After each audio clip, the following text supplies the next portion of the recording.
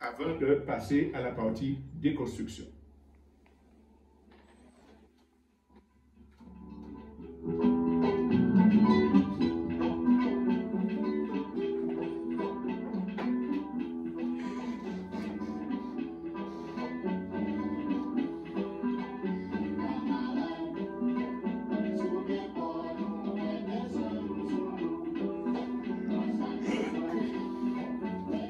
Alors, nous allons parler de toutes ces violences, ces folies meurtrières qui se propagent dans le monde entier, y compris en Chine, y compris en Russie.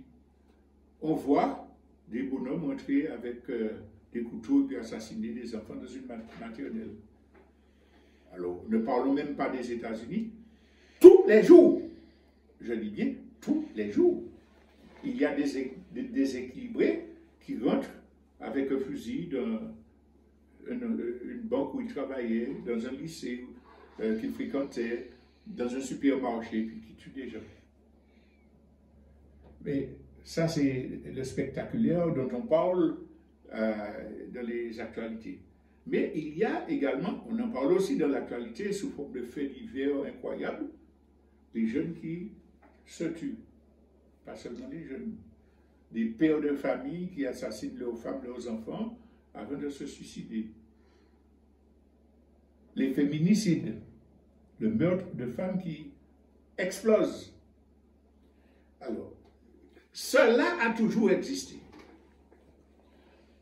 Cela a été entretenu par les injustices de tribunaux, mais c'était relativement contenu parce que les structures sociales permettaient de canaliser plus ou moins ces violences à travers les institutions religieuses, à travers les institutions scolaires, à travers les services militaires obligatoires. Donc il y avait une forme de refoulement qui faisait que les motivations qui conduisent à ces actes barbares, à ces folies, ont toujours existé dans les sociétés dérégulées, mais jusqu'alors, il y avait des institutions qui contenaient et qui refoulaient. Alors, il y avait beaucoup de suicides, il y avait beaucoup de gens qui atterrissaient dans les hôpitaux psychiatriques, qui devenaient clochards, etc. Mais le caractère spectaculaire de l'acte de tuer en public, etc., c'était quand même assez exceptionnel pour que tout le monde aille voir, par exemple, Nanama qui avait tué une petite fille, etc. C'était assez circonscrit. Maintenant, qu'est-ce qui s'est passé? C'est que sur les dernières décennies, les structures qui assuraient une forme de cohésion sociale ont été dilapidées, détruites par une nouvelle culture, une nouvelle civilisation de l'individualisme, du laisser-faire, de la satisfaction personnelle de ses besoins, parallèlement à la destruction des idées, des idéologies qui contenaient les violences, qui faisaient qu'on se refoulait, mais la société gardait un certain contrôle. Eh bien, les églises qui avaient persuadé que bon, si vous faites quelque chose de mal, vous iriez en enfer, bon, ça ne passe pas dans l'esprit de la population actuelle. Hein, non, ça a disparu. Donc, les institutions qui imposaient la discipline des armées, etc., ont été décrédibilisées. Ce qui fait qu'on est dans un monde où il n'y a plus de contraintes sociales, où les règles morales, même si elles étaient réactionnaires, même quand elles étaient réactionnaires, faisaient que ça contenait. Et puis, il y avait surtout les idéologies de résistance ouvrière, de libération nationale, qui étaient mondialement organisées dans le cadre international, etc., qui permettaient que partout dans le monde, il y avait de contre-idéologies qui appelaient à la solidarité prolétarienne, qui appelaient au soutien aux frères et exploités de ce... Il y avait une contre-idéologie. Il se trouve que, après la chute du camp socialiste, la propagande a été faite.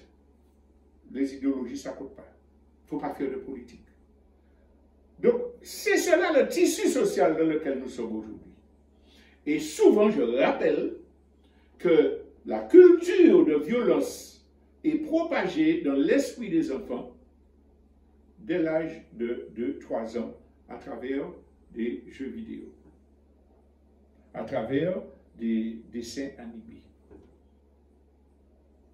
On est dans un monde où les gens sont déréglés. Il n'y a pas de base qui puisse assurer l'harmonie sociale. Alors ça revient à travers les mouvements alternatifs, les mouvements de résistance qui redéveloppent tout cela. C'est un monde en devenir, mais là, ce qui est dominant aujourd'hui, c'est la barbarie idéologique qui a détruit les cohésions sociales, les valeurs humaines, individuelles, etc. Quand on a dit ça, ce n'est pas pour dire qu'il ne faut rien faire, c'est pas faute de si tuer, c'est pas de ça qu'il s'agit. Il s'agit de comprendre que les êtres humains réagissent, fonctionnent, vivent en fonction de réalités sociales, environnementales, et il ne peut en être autrement. Et que si on veut empêcher le déferlement de folie meurtrière individuelle et collective auquel nous assistons aujourd'hui, vous imaginez ce qui se fait à Gaza. Si nous voulons arrêter ça, il faut comprendre que c'est la société que nous devons changer. On n'attendra pas que la société soit changée pour que que tout devienne beau et dans le meilleur des mondes. Il s'agit de faire des actions pour créer des résistances, j'en ai parlé, des mouvements alternatifs, pour faire diminuer, pour bloquer la vague si on veut. Mais pour changer ça fondamentalement, il faut changer de système social. Pour changer de système social, la première chose à comprendre, de mon point de vue, c'est que c'est l'esprit des gens, la compréhension des choses autour de soi qui permettra que les gens s'engagent dans un processus pour limiter les violences, aider ceux qui peuvent aider à ne pas sombrer dans des parcours chaotiques, et puis offrir des perspectives. Donc, il faut déconstruire un certain nombre d'idées que les classes dominantes, que les capitalistes ont mis dans la tête de la majorité pour empêcher de trouver les solutions. Dans le désordre, il n'y a pas de... Je prends certains thèmes. Je prends le premier thème qui est le terrorisme, qui a permis que les gouvernements impérialistes occidentaux accélèrent la fascisation de la société. Alors voilà. Il y a des terroristes islamiques, des fanatiques religieux, qui mettent des bombes sur eux pour tuer des gens de l'Imanché, qui envoient des Boeing pour détruire le World Trade Center, qui assassinent, qui violent, etc. Donc le problème de la société, la violence terroriste, c'est l'islamisme de fanatiques musulmans. Donc il faut faire des guerres pour tuer, pour envoyer des bombes en Afghanistan, pour occuper par ici, par là, pour envoyer des Français au Mali. Donc c'est ça. La violence terroriste est résumée à ça. Il faut admettre que c'est une manipulation, une désinformation venant des Occidentaux pour instrumentaliser la lutte contre le terrorisme et justifier la fascisation du pays. Alors, d'abord, est-ce que ce sont seulement des musulmans islamistes qui sont terroristes sur le monde? C'est d'eux qu'on parle dans les médias. Mais dans toutes les religions, sans exception, il y a des fanatiques criminels terroristes. En Inde, actuellement là, avec le Premier ministre Modi, qui mérite bien son nom d'ailleurs, eh bien, les fanatiques hindous violent, massacrent, tuent, brûlent des mosquées, tuent des enfants, massivement. Est-ce que dans l'esprit, dans notre subconscient, on voit les hindous comme les responsables du terrorisme dans le monde et qu'il faut envoyer des armées occidentales bombarder l'Inde? Je ne peux pas y faire puisque l'Inde n'est la bombe atomique. Mais est-ce que dans notre esprit, les hindous, jamais nous n'allons admettre cela? Parce qu'il n'y a pas de propagande qui est faite pour nous conditionner à l'acceptation de ce mensonge. Les bouddhistes, zen, cool papa, les bouddhistes, c'est l'esprit de la paix, etc. Les bouddhistes en Birmanie brûlent des villages, violent, assassinent massivement les Rohingyas. C'est des bouddhistes. Les juifs, dont Hitler a massacré une partie de la population, ils font exactement ce qu'Hitler faisait aux Palestiniens. J'ai rappelé tout à l'heure 17 000 enfants, déchiquetés, bombardés, massacrés, vol des terres. Mais dans toutes les religions, on a des fanatiques. Et puis, on a la masse des gens qui pratiquent cette religion-là et qui n'ont rien à voir avec le terrorisme. Pourquoi faut-il qu'on associe islamiste à terroriste et pas les autres? On est instrumentalisé. L'écrasante majorité des musulmans, qui sont des millions et des millions dans le monde, ce sont de simples paysans qui vivent aussi sous la contrainte de régimes féodaux, qui sont partageux, qui n'ont aucun problème avec personne. De même que la majorité des gens qui sont bouddhistes ou catholiques n'ont rien à voir avec le terrorisme. Je dis même que nombreux sont les juifs qui n'acceptent pas, qui manifestent contre ce que fait Israël. Les médias n'en parlent pas. Donc, première idée à enlever de nos têtes, les affaires terroristes là, c'est en instrumentalisation. Il y a des fanatiques religieux et non religieux qui se cachent derrière des prétextes idéologiques pour massacrer.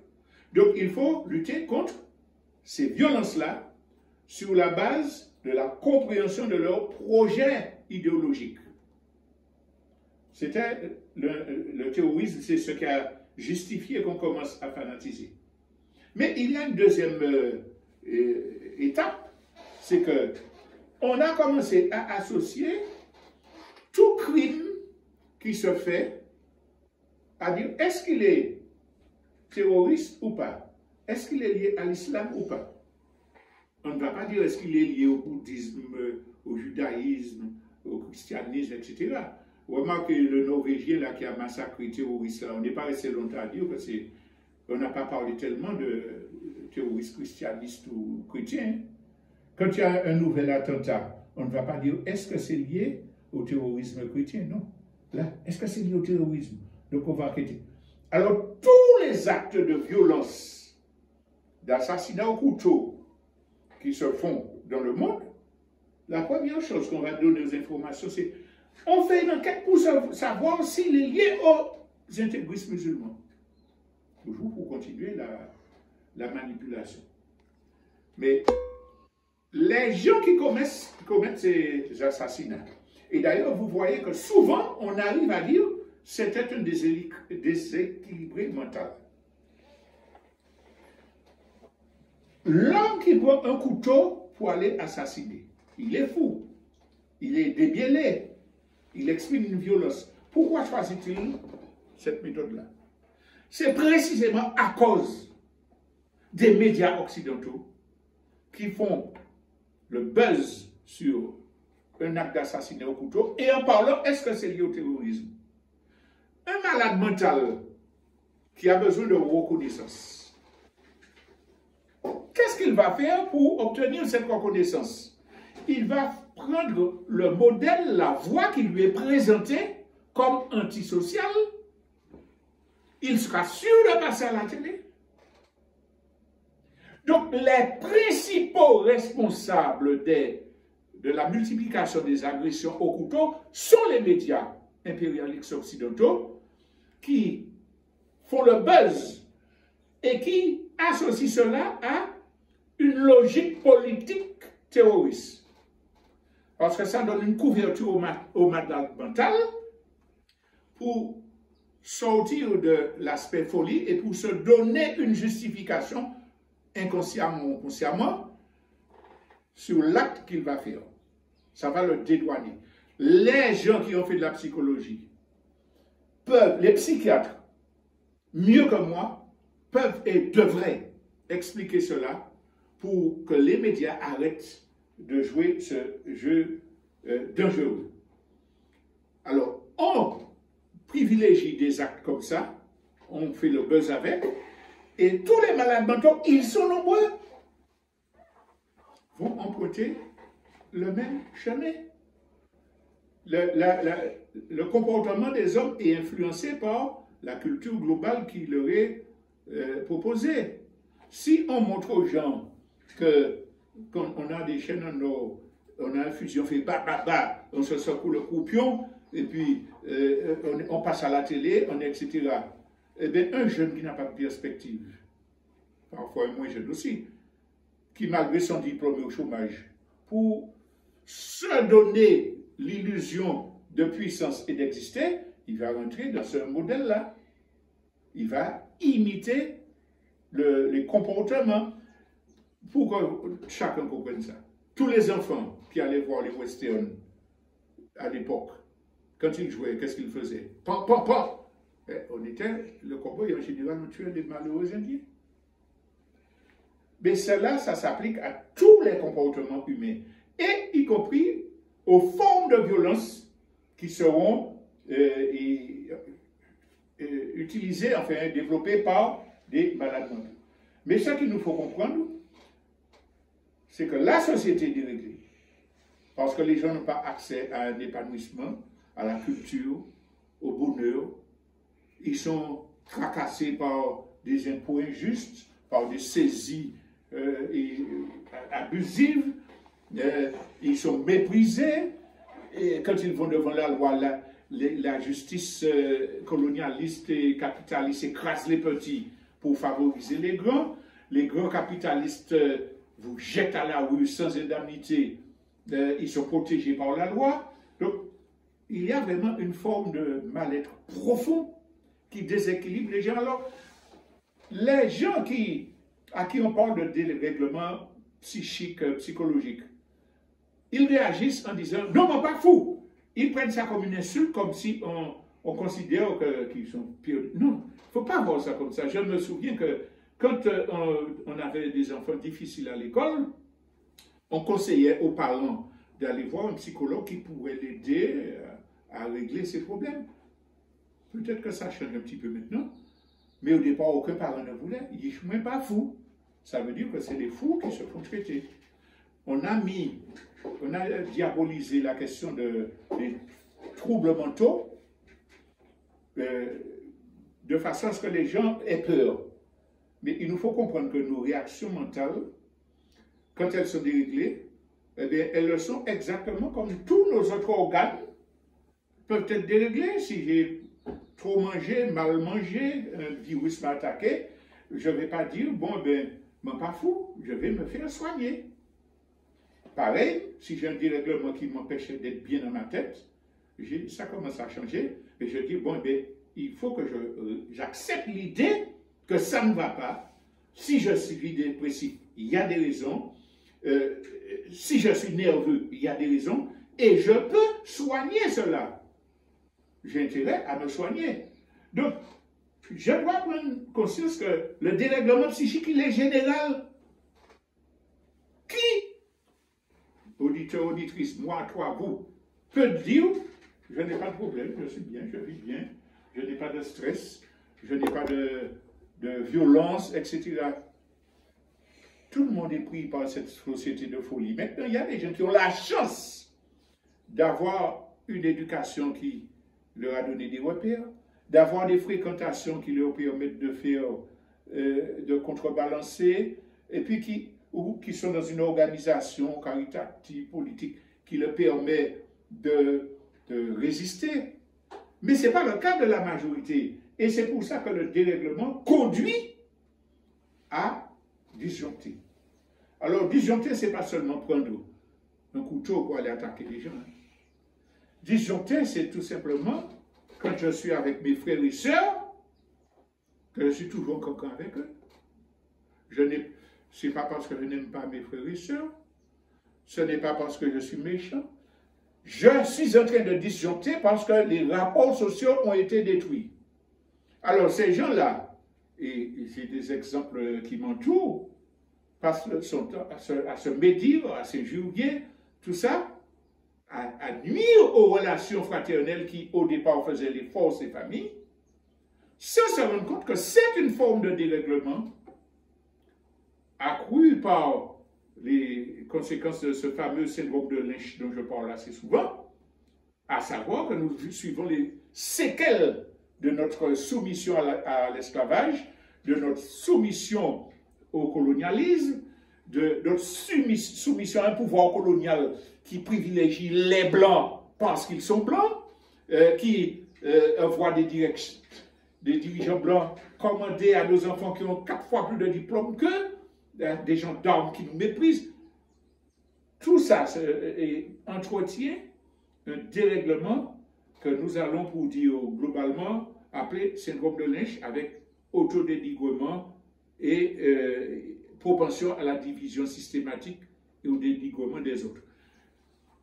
Si on a pris conscience que ce n'est pas une damnation, mais que c'est un problème hérité de la société et de notre histoire, nous voyons qu'il nous faut trouver les solutions et démystifier les fausses solutions. Première fausse solution, c'est criminaliser l'autre. C'est les jeunes qui. Pas ni plus violence entre jeunes qu'entre grands adultes. C'est les Haïtiens qui. Ce n'est pas Haïtiens qui a fait le pays à méchanceté. C'est l'occupation coloniale. C'est les femmes qui font ça. C'est les noms, tous les noms, c'est les gars qui ont persécuté les femmes. Mais voir qu'au-delà, on comprend pourquoi chaque catégorie agit comme ça et qu'est-ce que nous devons faire pour régler le problème au lieu d'alimenter les divisions. La solution, ce n'est pas de dire nous avons besoin des moyens, il faut envoyer les règles, il faut envoyer les prix des policiers. Mais depuis que le RAID et le GIGN sont ici, y a-t-il plus ou moins de mots? Viennent-ils nous défendre quand nous sommes agressés dans notre quartier, quotidiennement? Le RAID et le GIGN viennent-ils prendre par la peau du cou les suprémacistes français qui viennent voler les maisons des gens, soutenus par des procès iniques? Est-ce que le RAID et le GIGN vont là? Mais c'est là que la violence naît. Donc, il nous faut enlever de la tête que ce n'est pas le pouvoir colonial et ses forces de répression qui régleront le problème. C'est le travail que nous ferons pour restaurer les liens sociaux. C'est le processus, le protocole de réparation individuelle et collective que nous allons mettre en œuvre qui va nous permettre de régler le problème. Alors, collectif, il y a deux niveaux. Il y a ce qu'on peut faire aujourd'hui dans les associations, dans les écoles, dans les quartiers, pour contenir la violence. Je ne vais pas détailler toutes les formes d'action, peut-être dans la discussion, dans une autre émission, il y a ça. Mais il faut être conscient que la première chose à faire, c'est de lutter pour prendre notre souveraineté. Il faut que nous venions indépendants d'un pays, nous. Pour qu'à dans l'école, nous, l'IFTI Mamaïla a appris la générosité, la collaboration, pas apprendre à faire entreprise et études de marché, apprendre à construire des coopératives, pas apprendre à compétition et essayer de te vendre, apprendre le secourisme. Dans nos livres d'école, quand nous pourrons être au pouvoir, c'est expliquer aux gens ce que c'est que la psychologie, la sociologie depuis le plus jeune âge. Un petit maman, papa est alcoolique, capable maman. S'il y a dans le livre l'école, il y a une histoire. Pourquoi le monsieur il est malheureux? Il faudrait l'aider à, ne pas parler du papa, mais donner des clés d'information sur le fonctionnement des gens pour que l'enfant ait des réponses indirectes, mais qui lui permettent de construire une alternative. Donc c'est quand on sera indépendant qu'on pourra faire ça. Mais en l'attendant, c'est dans les associations, dans les écoles, prendre des initiatives pour faire passer le message, l'idéologie alternative. Et puis, le comportement dans son quartier, chez soi. Est-ce que je participe à la vie du quartier? Est-ce que j'essaie de connaître les gens de mon quartier? Est-ce que j'essaie de faire un petit circuit court économique en allant acheter systématiquement les produits de voisins, etc., qui n'est pas très loin, etc., etc. Et puis, le plus important, c'est l'individuel. Si nous avons le courage d'admettre que nous sommes tous affectés par ces travers qui mènent à la violence, même si ce n'est pas une violence suprême qui conduit à la mort, au combat, là, mais la violence de tous les jours. Si nous avons conscience que nous sommes affectés par cela, nous devons avoir le courage de nous regarder dans un miroir pour dire, oui, on est tel bail, m'en foutu faire. Oui, ça vient, on n'arrive pas à se changer du jour au lendemain, mais il faut que moi, mettez de l'eau, il faut que nous essayions de comprendre pour ça mon faire que l'autre là pas aimé. Qui ça m'en peut faire pour en crise pas augmenter? Qui parole faut que me rapporter des dos? C'est ça qui tue les gens. Et un tel, vous pas être trop méchant, etc. Quel comportement j'adopte pour moi pour petit à petit évoluer, même avec des rechutes, comme les gens qui arrêtent leur cigarette et puis qui reviennent. Mais il faut être conscient de ça. Tout le monde c'est bon. Tout le monde peut être bon monde, tout le monde peut être mauvais monde aussi. Ça dépend de l'environnement social, culturel, éducatif, etc. Mais tout le monde peut être amendé, peut s'amender, s'il prend conscience, si chacun prend conscience et reconnaît ses limites pour pouvoir mettre un protocole pour changer. Alors, seul c'est difficile, il faut le faire, mais il faut chercher des soutiens. Et le soutien est en général collectif. C'est pour cela que les organisations,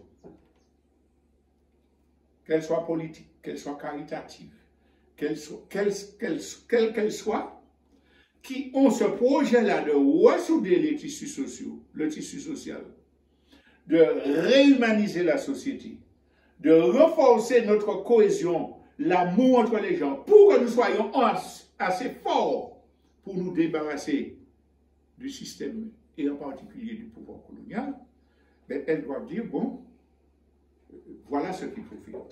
En ce qui nous concerne, je l'ai déjà dit souvent, nous faisons des propositions. Nous faisons la proposition de rejoignons-nous dans des comités populaires où on puisse discuter de tout cela, que nous disons un jour sur une radio, où nous puissions décider de quelle action nous allons faire dans notre quartier, dans notre famille, où nous pouvons nous entraîner, nous donner des conseils. Allez, où est tel, faire tel. Nous faisons cette proposition, pas qu'à faire bagaille, mais si vous en êtes conscient, ne perdons pas de temps. L'histoire pas qu'à attendre nous. Adhérer au comité populaire et tisotier pour nous reconstruire base société. Et puis il y a d'autres organisations écologistes. Rentrer dans des organisations écologiques. Rentrer dans une association caritative sur en religion pour dynamiser le travail là. Et puis il y a l'organisation de lutte globale. Nous proposons aussi de construire ensemble l'administration alternative populaire pour, indépendamment de son appartenance politique, religieuse, philosophique, dans des espaces, on se rend compte pour dire, bon, qu'est-ce qu'on peut faire pour renforcer les synergies entre les alternatives économiques, culturelles, éducatives. Comment on peut faire circuler l'information? C'est un autre espace qui est proposé, qui est peut-être plus engageant pour tout le monde, parce que ça n'a pas d'implication directement d'adhésion politique, mais c'est un espace qui peut jouer son rôle à côté d'autres espaces. C'est pas cette solution qui est bon. C'est tout ça, chaque moment, ouais, qui ça nous peut faire pour aller devant. Et en dernier terme, dans tout ce que j'ai dit à travers les informations nationales, internationales et des constructions, comprenons que c'est l'esprit corps qui met corps. Ça veut dire que nous ne pouvons pas nous inventer théoriciens, militants politiques, écologistes, etc., si nous n'avons pas l'humilité de nous informer, de nous former, de chercher l'échange avec ceux qui ont d'autres expériences. Mais surtout, réfléchir, travailler, pas boire de l'eau moussage pour ne pas accepter un monde dire ça, ah c'est ça, vérifier les informations. Voilà donc ce que je voulais dire en matière des informations. Je vous remercie tous ceux qui ont suivi l'émission. Et dans quelques instants, nous allons écouter Thierry Joseph Angélique nous parler des informations concernant la Martinique. Rappelez aussi que la partie interactive commence tout de suite après nos informations. Vous téléphonez au 03 14 03, un fixe, pour participer au bocotage, faire des commentaires sur ce que nous avons dit ici, proposer des thèmes de débat et porter des informations complémentaires. Tiens, Béred.